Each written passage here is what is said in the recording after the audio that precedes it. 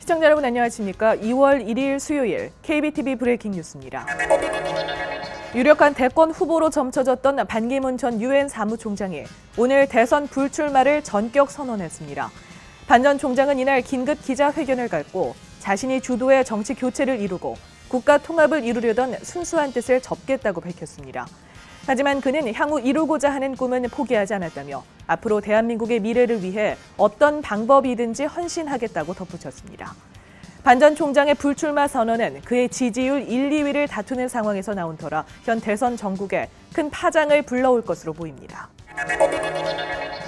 뉴저지 벨빌에서 실종됐던 여성이 어제 싸늘한 주검으로 발견됐습니다.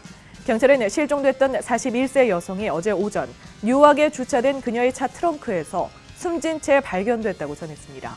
또 발견된 차에는 트렁크 밖에도 혈흔이 묻어 있었다고 덧붙였습니다. 이는 여성이 실종된 지 3일 만의 일입니다. 경찰은 부검을 통해 죽음의 원인을 밝히는 한편 용의자를 찾는 데 주력하겠다고 밝혔습니다.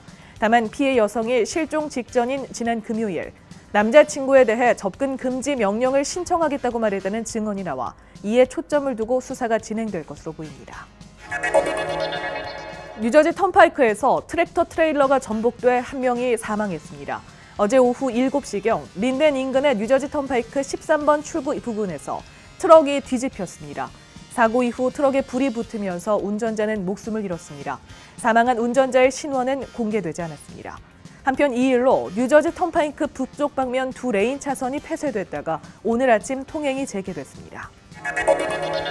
롱아일랜드의 한 대형마트에 폭탄을 설치하겠다고 협박한 남성이 체포됐습니다. 이 남성은 메사피크 파크에 거주하는 61세 케빈 더햄으로 해당 마트에서 근무한 경력이 있습니다. 나서 카운티 경찰 당국에 따르면 더햄은 마트에 전화를 걸어 마트에 폭탄이 있다고 말한 뒤 종업원을 총으로 쏘겠다고 말한 것으로 전해집니다. 전화를 받은 사람이 더햄의 목소리를 알아보고 경찰에 신고했고 더햄은 자택에서 붙잡혔습니다. 더햄은 오늘 안으로 테러 혐의로 기소될 예정입니다. 어제 용커스의 한 학교에 총을 가지고 온 9살 소년이 체포됐습니다. 어제 오후 3시 26분경 195 맥린 애비뉴의 초등학교에 다니는 9살 소년의 백팩에서 총이 발견됐습니다. 경찰은 소년을 교내 무기 소재 혐의로 체포했지만 현재는 부모에게 돌려보냈다고 밝혔습니다. 경찰은 학교 측에 소년의 총기 소지 사실을 알렸고 소년은 학교에서 정학 조치됐습니다. 한편 중학교에서 마약을 판매한 일당이 체포됐습니다. 이들은 학교에서 점심시간을 이용해 펜타닐과 헤로인 등 마약을 판매한 혐의를 받고 있습니다. 체포된 일당은 각각 28살 제시카 차이킨, 28살 프랭크 티게타노, 25살 아만다 디마리니스, 27살 딜란 로페즈입니다. 특히 이 중 아만다 디마리니스는 스태플턴 IS-49 학교의 보조 교사로 알려졌습니다. 체포 당시 이들이 가지고 있던 $11,000의 현금과 헤로인 400포도 압수됐습니다. 경찰이 뉴욕 로어 맨해튼에 공사 중이던 건물에 들어가 아이패드와 랩탑을 훔쳐 달아난 남성 2명을 공개 수배 중입니다. 경찰에 따르면 지난 24일 밤 9시 49분경 두 남성은 50 웨스트 스트리트에 공사 중인 건물에 침입했습니다. 이후 아이패드와 열쇠, 랩탑 등을 훔친 뒤 도주했습니다. 2명의 용의자는 검은 후드티와 검은 바지, 검은 스니커즈를 착용하고 있었으며 경찰은 이들에 대한 신고를 당부하고 나섰습니다. 고서치 콜로라도주 연방항소법원 판사가 연방 대법관 후보로 지명됐습니다.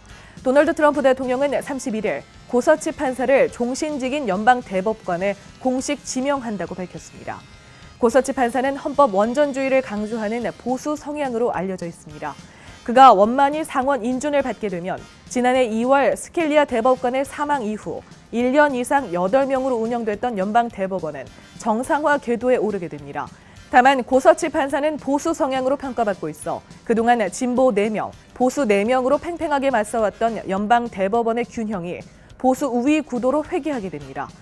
한편 고서치 판사가 상원 인준을 통과하기 위해서는 의원 100명 중 60명의 동의를 얻어야 하는데 현재 여당인 공화당 의원은 52명으로 민주당 의원 8명의 지지를 끌어내야 하는 상황입니다.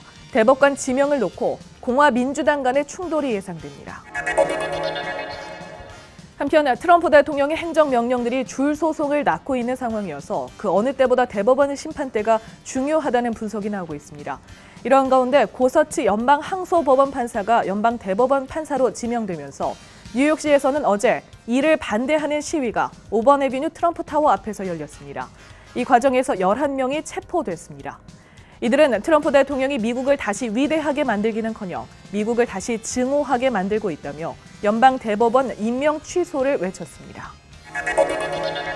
뉴욕시 길거리 푸드트럭을 대상으로 위생관리 등급평가가 실시될 예정입니다. 뉴욕시 의회가 길거리 푸드 벤더의 위생관리 등급을 평가하는 안건을 발의 중입니다. 그동안 푸드트럭들을 대상으로 위생검사가 진행돼 왔으며 위생관리 기준을 어길 시 벌금을 부여했습니다.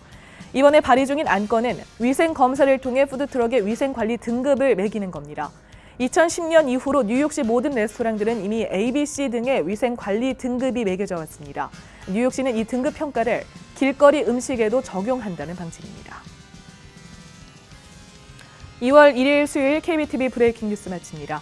벌써 2월입니다. 새해 세우신 다짐들을 다시 한번 돌아보시는 하루 보내시기 바랍니다.